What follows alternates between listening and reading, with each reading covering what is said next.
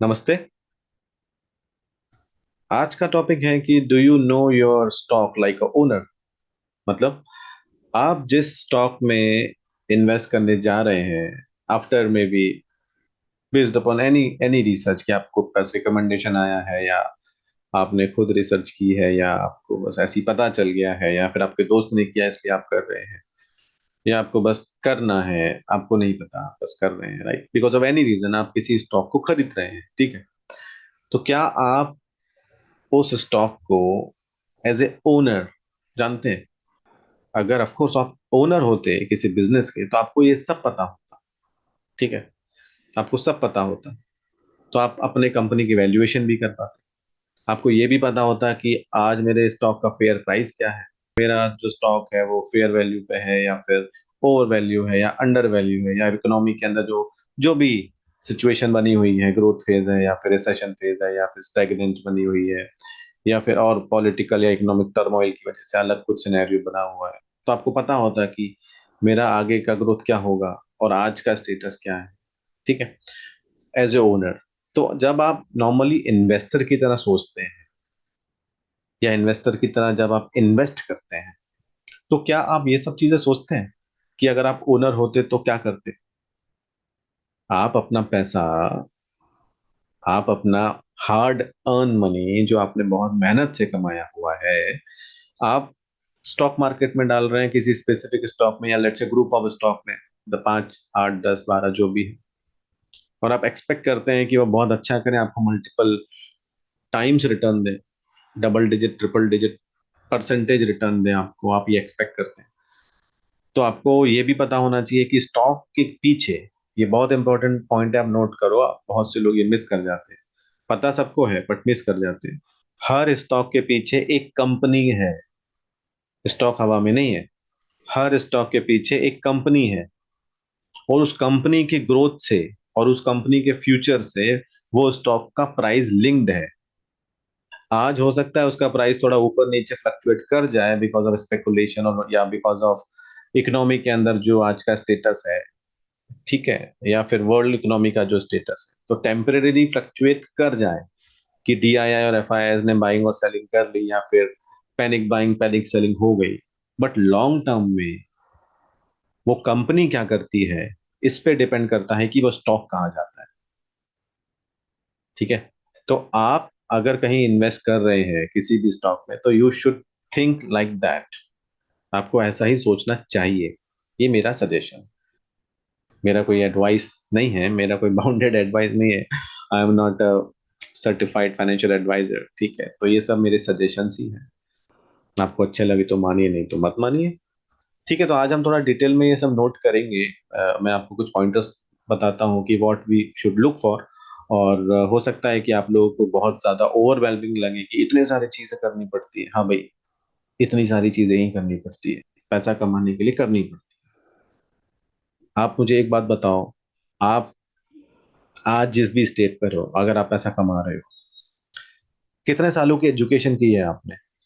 लेकिन मोटा मोटा मैक्सिमम लोगों ने की होगी। कितने साल की एजुकेशन की है? 10th तक किया होगा, 12th तक किया होगा, फिर किसी ने ग्रेजुएशन किया होगा, फिर किसी ने पोस्ट ग्रेजुएशन भी किया होगा, ठीक है? तो 18 से 22 साल के आसपास आते आते तो आपने एजुकेशन किया है ना। 10 से 12 साल खपाए हैं ना, खपाए हैं ना पढ़ाई लिखाई करने में। उसके बाद आप केपेबल बने कुछ पैसा कमाने के।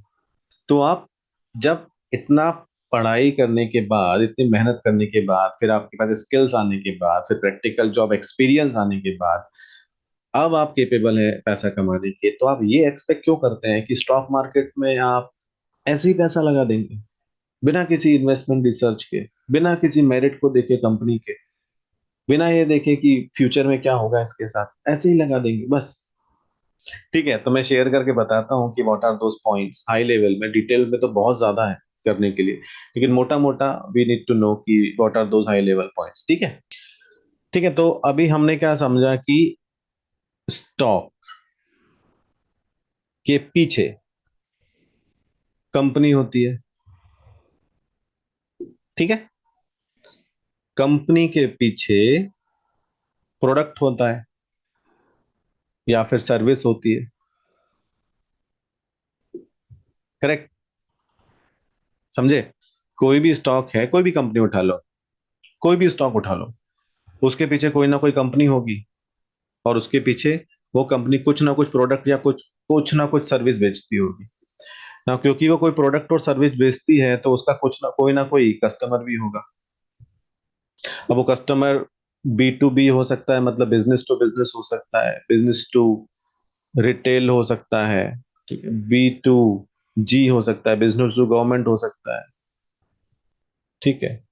और भी इसमें ऑप्शंस होते हैं, बट ठीक है, मोटा मोटा समझते हैं कि कोई ना कोई इसमें कस्टमर हो सकता है आपका, ठीक है। आपका ये प्रोडक्ट है, ये एक जनरल पर्पस प्रोडक्ट हो सकता है, या फिर एक निश प्रोडक्ट हो सकता है। निश मतलब एक बहुत ही स्पेसिफिक सेगमेंट में आप कुछ बेच रहे हैं, ठीक है, या ये जनरल पर्पस है। अभी ये आप मोटा समझे तो अब मैं इसको क्लियर करके फिर अब थोड़ा डिटेल में आप समझाता हूँ कि आपको क्या देखना है। आपको देखना है कि कंपनी के प्रोडक्ट्स क्या है। अभी निश प्रोडक्ट्स है, जनरल प्रोडक्ट्स आप समझ गए, ठीक है। कंपनी का मार्केट क्या है, ठीक है, मार्केट क्या है। मार्केट मत क्या है मतलब मार्केट कितना बड़ा है, साइज ऑफ मार्केट क्या है, एक्सपेंशन अपॉर्चुनिटी कितनी है, इंटरनेशनल मार्केट है क्या इसका, या और भी कुछ मार्केट से रिलेटेड कुछ बहुत सी चीजें होती हैं। आपको देखना है इसके सप्लायर कौन कौन है, क्योंकि कोई भी कंपनी सब कुछ खुद नहीं करती, तो उसके सप्लायर होंगे बहुत सारे, तो सप्लायर का नेटवर्क आपको समझना पड़ेगा, ठीक है। आपको ये देखना है कि कंपनी के कस्टमर कौन है। अभी जैसे हमने समझा कि कस्टमर होते हैं, तो कस्टमर भी इसमें आपको देखना है कि कस्टमर कौन है और कंपनी कितनी डाइवर्सिफाइड है, डाइवर्सिफाइड है, ठीक है। अब इसका क्या मतलब है? इसका मतलब यह है कि ऐसा तो नहीं है कि कंपनी के जो दो कस्टमर हैं, दो, वो 70% बिजनेस देते हैं, या फिर कंपनी के 10 कस्टमर हैं, वो 70% बिजनेस देते हैं, और इसमें से एक कस्टमर जो है वो केवल 10% बिजनेस देता है, और ऐसे इस कंपनी के पास 100 कस्टमर्स हैं। ये पहली कंपनी है जिसपे दो कस्टमर है, वो 70% बिजनेस देते हैं, और एक कस्टमर उसमें है वो 50% बिजनेस देता है। तो आप ये देखो कंपनी के कस्टमर डाइवर्सिफिकेशन क्या है। तो इस पहली कंपनी के केस में आपने कितनी भी अच्छी रिसर्च की हो, अगर एक कस्टमर चला गया और वो ही अन्नदाता है, तो कंपनी बहुत बुरी पोजीशन में आ जाएगी। और इस कंपनी का, दूसरी का, कंपनी नंबर 2 का ये कस्टमर चला गया तो 10% का लॉस होगा। ऑफ कोर्स लॉस वहां भी है, लेकिन इतना इम्पैक्ट नहीं है, ये मेजर इम्पैक्ट है। तो आपको ये भी देखना है कि कस्टमर कितने डाइवर्सिफाइड, ठीक है। ये भी आप देख सकते हो कि कस्टमर अगर उसके बिजनेस है तो वो कस्टमर कौन है, उनकी कोई लिस्टेड कंपनी है क्या, वो कैसा कर रहे हैं, उनकी ग्रोथ क्या है, उनकी प्रॉस्पेक्ट क्या है। तो कस्टमर अगर अच्छा कर रहे होंगे कंपनी के, तो कंपनी भी अच्छा करेगी, क्योंकि कंपनी को फिर और बिजनेस मिलेगा। कस्टमर अगर अच्छा नहीं कर रहे हैं तो कंपनी को बिजनेस नहीं मिलेगा, ठीक है। ये भी हमको समझना पड़ेगा। फिर हमको ये देखना है कि कंपनी किस फेज में है ग्रोथ के। तो ग्रोथ के किस फेज में है, कंपनी स्टार्टअप है क्या। स्टार्टअप है का मतलब दो फेज होते हैं, या तो पैसा अभी बर्न कर रही है, it is not earning anything, it is just in startup phase, या फिर स्टार्टअप के बाद थोड़ा पैसा अर्न करने लग गई है। स्टार्टअप में आप दो कर सकते हो, not earning and second is earning. तो जनरली जब अर्न होता है तभी लिस्ट होती है, but sometime it may be listed before before earning also. Market में कुछ भी हो सकता है, right, you need to know that. फिर देखना पड़ेगा ये लॉस में तो नहीं है कंपनी, और still still it is listed. तो most of the company which are earning, तो अर्निंग से ज्यादा मतलब है नेट प्रॉफिट का। अर्निंग से मतलब रेवेन्यू का नहीं है, अर्निंग इज नेट प्रॉफिट, ठीक है। और उसके बाद आपको देखना पड़ेगा कि कंपनी की इन जनरल मैनेजमेंट कैसा है, राइट, ये जनरल टर्म्स है। और भी कुछ टॉपिक्स हैं, वो इसको मैं फिर से क्लियर करके बताता हूँ, ठीक है। आप वीडियो को दोबारा रिवर्स करके देखो, ये सब फिर से समझ आएगा। तो मुझे क्योंकि क्लीन करना पड़ेगा आपको, दूसरी चीजें समझानी है, तो ठीक है। आपको ये देखना है कि कंपनी का कोई मोट है क्या। अब मोट क्या होता है? मोट एक एक कंसेप्ट है, तो मैं आपको ग्राफिक से समझाता हूँ, ठीक है, उतना अच्छा नहीं बनाऊंगा लेकिन थोड़ा ठीक ठाक सा बना देता हूँ। ये अभी मान के चलो ये एक आइलैंड है यहाँ पे। आइलैंड है मतलब कोई जगह है, ठीक है। यहाँ पर कोई ऐसा किला बना हुआ है राजा का, पुराने जमाने में। अभी बहुत ही खराब किला बना है, लेकिन ठीक है, ये किला बना हुआ है, राजा का किला है ये, ठीक है। ये राजा का किला है। और इसके बाद ये पूरा जमीन है, यहाँ पे जमीन है पूरी, ये पूरी जमीन है। तो अटैक से बचने के लिए उसने अपने चारों तरफ यहाँ पे पानी भर रखा है। ये क्या किया है उसने? पानी भरा हुआ है यहाँ पे। अब आप समझ गए पानी भरने से क्या हुआ?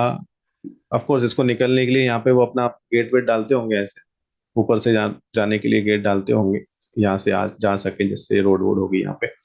अब इससे क्या होगा, कोई एनिमी अगर अटैक करने आएगा तो सबसे पहले यही रुक जाएगा, क्योंकि ये डायरेक्ट क्रॉस नहीं कर सकते, पानी भरा हुआ है, और पानी के अंदर हो सकता है मगरमच्छ वगैरह भी हो, या फिर और भी कुछ ट्रैप्स हो।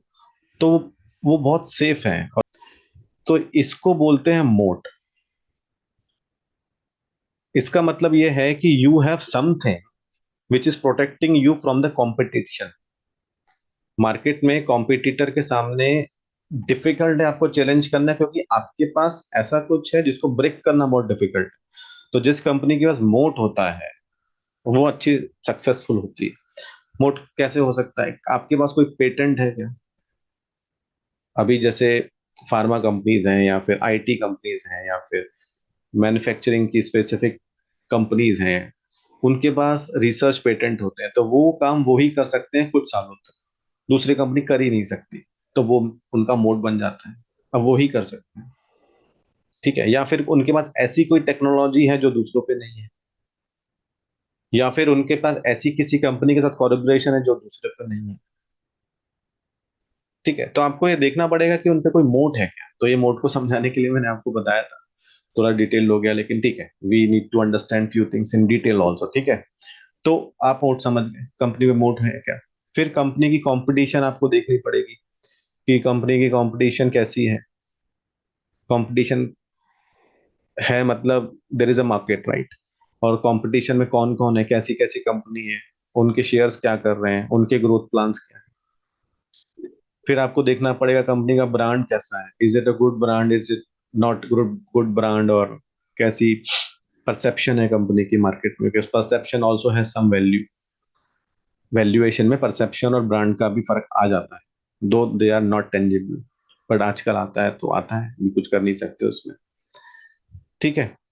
फिर आपको देखना पड़ेगा कि कंपनी का फ्रेंचाइजी मॉडल है क्या, फ्रेंचाइजी मॉडल है या फिर सेल्फ लोकेशन है। अभी दो तीन तरह की कंपनी होती है, एक मैन्युफैक्चरिंग होती है जो खुद ही सब कुछ बेचते हैं, जो सेल करते हैं। दूसरा होता है जैसे बिजनेसेस, जैसे आप मैकडोनल्ड समझ लो, या फिर दूसरे बिजनेस समझ लो, जहाँ पे स्टोर काइंड ऑफ स्ट्रक्चर होता है जिनके पास, ठीक है। तो खुद का है या फिर वो फ्रेंचाइजी दे रहे हैं अलग अलग सिटीज में उनको बनाने के लिए। तो आपको ये देखना पड़ेगा किस तरह का मॉडल है उनका, और अगर सेल्फ का है मतलब they are also investing in property.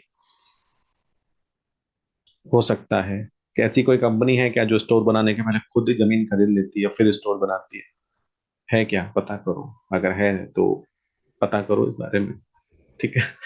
तो ये भी आपको देखना है कि कंपनी का मॉडल क्या है, how they increase their footprint, उनकी मार्केटिंग स्ट्रेटेजी क्या है, ठीक है। जब आपको ये ओवरऑल समझ में आएगा तब यू नो कि okay, this company is good, okay, और नॉट गुड, ठीक है, या फिर एक्सीलेंट। ये आपको समझ में आ जाएगा इतना करने से। अभी हम स्टॉक मार्केट के प्राइस पे नहीं गए, अभी हमने केवल इतना समझा है कि कंपनी ओवरऑल ठीक है, या अच्छी है, या ठीक नहीं है, या बहुत अच्छी है, ठीक है। ये समझा आप? अभी आपको इससे समझ में आ गया, हाँ कंपनी ठीक है, मैं I can invest for long term. जैसा मैंने पहले भी वीडियोज में कहा है कि at least you should be investing money which you do not need for 4 5 6 years, नहीं तो फिर प्रॉब्लम हो जाएगी। प्लीज आप फोर्थ सेल वाला वीडियो देखें। अगर आप यहाँ तक समझ रहे हैं और आप यहाँ तक वीडियो देख रहे हैं, तो अब आप मेन शुरू करते हैं अपना पॉइंट। वेरी क्रिस्प रखूंगा, छोटा रखूंगा, बहुत ज्यादा डिटेल में नहीं जाएंगे। इसके बाद आप देखेंगे कि वैल्यूएशन क्या है कंपनी की। वैल्यूएशन, अब हम आते हैं स्टॉक मार्केट के टर्म्स में, वैल्यूएशन क्या है? वैल्यूएशन से समझ में आएगा कि स्टॉक का जो प्राइस है, is it overpriced, is it at price, और is it under price. At मतलब या we can say fair price, okay, this is also fair price. तो अगर कंपनी वैल्यू लेट से हमने अपने एनालिसिस से पहला पता चला कि एक्सीलेंट है, और स्टॉक अगर अंडर वैल्यूड है, तो it's a really good good buy opportunity. At value है तो भी it may be a good buy opportunity, क्योंकि फ्यूचर अच्छा है। ओवर प्राइस्ड है तो हम सोच सकते हैं कि वेट करते हैं, मार्केट हमको अच्छा प्राइस देगा। लेकिन ओवर प्राइस समटाइम इसलिए भी होता है कि फ्यूचर इतना ब्राइट होता है कि डिमांड बहुत होती है स्टॉक की, तो हमेशा वो ओवर प्राइस ही रहने वाला है कुछ टाइम तक। तो ये भी आपको देखना पड़ेगा, ओवर प्राइस डजंट मीन कि it is not good idea. Sometimes stocks are over price because उसकी सप्लाई कम होती है, डिमांड ज्यादा होती है, क्योंकि सब लोग एक्सपेक्ट करते हैं कंपनी बहुत अच्छा करेगी बाद में। ठीक है। अब आप वैल्यूएशन निकालेंगे कैसे, ये डिफरेंट क्लास रहेगा ये, इतने जल्दी इतने शॉर्ट वीडियो में हम नहीं समझ सकते। We will have a different, I am planning की डिफरेंट एक कोर्स वेयर ही रखते हैं, उस पर स्ट्रक्चर रखते हैं कुछ 10 12 15 वीडियोस का, so that you should know कि कर क्या रहे हैं हम, so that you should know that in detail. ठीक है। ठीक है, उसके बाद हम देखेंगे कि कंपनी की कैश जनरेटिंग पोटेंशियल कितना है। कैश जनरेटिंग पोटेंशियल, ठीक है, which is free cash flow. ठीक है। नेट प्रॉफिट तो है बट फ्री कैश फ्लो कितना है? तो कंपनी का कैश जनरेटिंग पोटेंशियल होगा तो it will have potential to expand also, it will have potential to give dividend also, it will have reserves also, so there are many things linked with the cash generating potential। तो आगे का future समझ में आता है इससे। तीसरी चीज इसमें हम देखेंगे कि इसके अंदर लॉक्ड लॉक्ड पोटेंशियल वैल्यू कितनी है। लॉक्ड पोटेंशियल वैल्यू क्या होता है कि एक बड़ी कंपनी है जिसके अंदर बहुत सारे डिफरेंट डिपार्टमेंट्स हैं, छोटे छोटे मल्टीपल स्ट्रीम्स हैं, मल्टीपल प्रोडक्ट्स हैं, और उसका कुछ प्राइस चल रहा है। तो बहुत सारे जो डिपार्टमेंट्स हैं वो अपना पोटेंशियल पूरी तरह से रिफ्लेक्ट नहीं कर पाते प्राइस के ऊपर। तो जब ये कंपनी डिवाइड होती है या जब ये स्पिन ऑफ होता है इसके ऊपर और एक दो डिपार्टमेंट को अलग किया जाता है, तब पता चलता है कि उस डिपार्टमेंट की वैल्यू तो बहुत ज्यादा है। ठीक है। तो अगर हम समझ पाए कि इसके अंदर लॉग पोटेंशियल बहुत ज्यादा है, तो it will be a really good buy. ठीक है, तो ये सब टॉपिक हम बाद में समझेंगे। Each and every topic demand series in itself. ठीक है, तो ये छोटे टॉपिक नहीं है, ये बड़े टॉपिक है। और ये टॉपिक रियली इसलिए इंपॉर्टेंट है कि अगर आपने समझ के इन्वेस्टमेंट किया, तो definitely you will be ahead of others because you know things which people don't even research। और आप रिसर्च करके इन्वेस्ट करोगे तो there are chances that you will get more return, there are much better probability you will have। ठीक है। और of course you will use this as a consulting also। आप ये नॉलेज जब ये गैदर करोगे तो आप डिस्कशंस में या कंसल्टिंग में या बाद में जाके आपको कंसल्टेंट भी बनना है। ठीक है, तो this is also really good learning opportunity to earn money in future. ठीक है। ठीक है। तो और हम इसमें देखेंगे, ये सब होने के बाद तो फिर हमको की रेशियो देखना ही देखना है।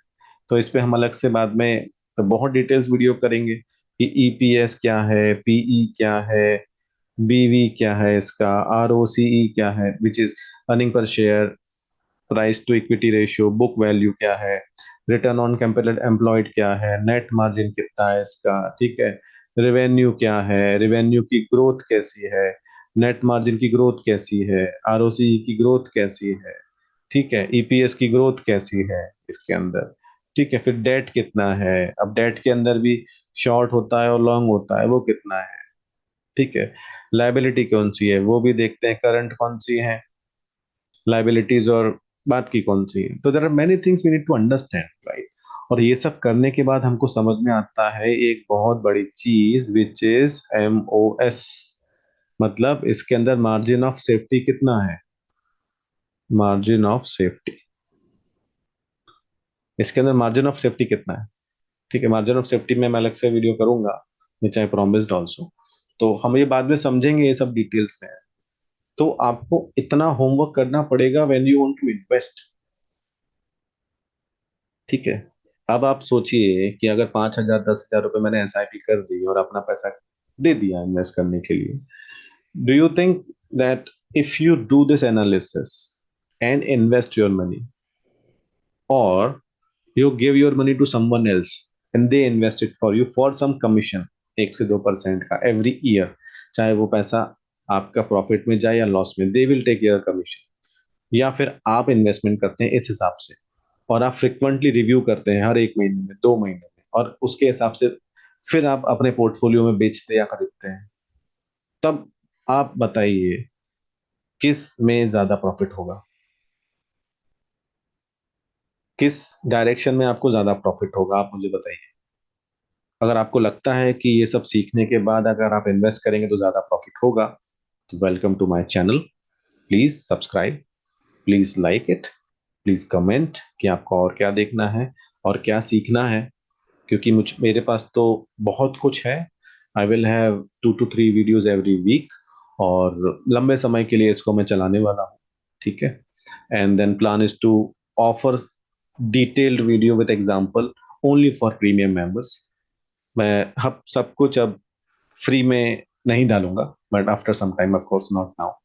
तो एंजॉय कीजिए, लाइक कीजिए, शेयर कीजिए, और ऑफ कोर्स मैं, प्रीमियम की फीस बहुत बहुत मार्जिनली कम रहेगी। It's just a filter, it's just a filter कि जो मिनिमम पे करने में सक्षम है, सक्षम भी है और मन भी है, उन्हीं को लर्निंग मिले, ठीक है। एनीवे, तो enjoy and have a nice day.